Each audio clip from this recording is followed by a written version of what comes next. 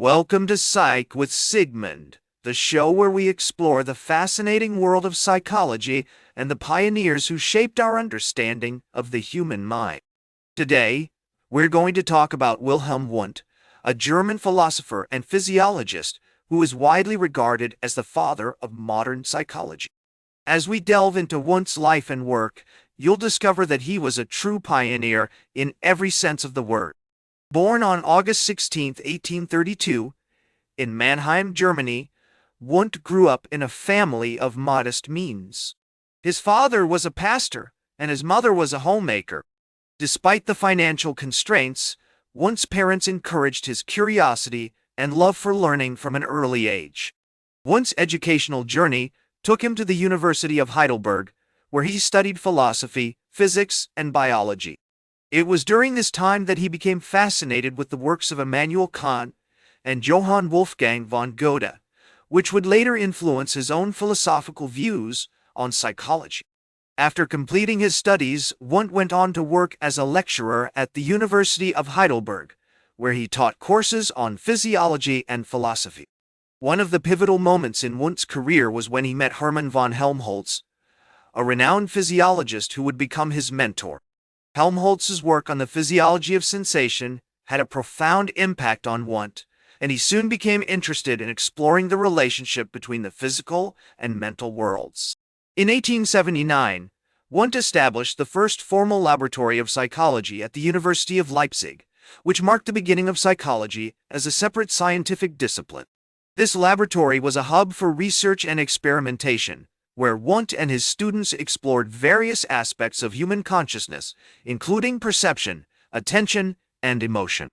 Wundt's theoretical contributions to psychology are numerous, but one of his most significant ideas is the concept of structuralism.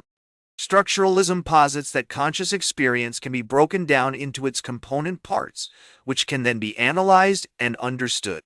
This approach was revolutionary at the time, as it challenged the traditional view of consciousness as a unified, indivisible whole. Wundt's research on structuralism led to the development of various experimental methods, including the use of introspection, which involved training participants to observe and report on their own mental states.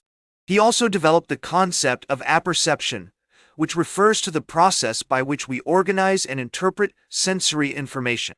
One of the most famous experiments associated with Wundt is the complication experiment, in which he used a combination of visual and auditory stimuli to study the effects of attention on perception.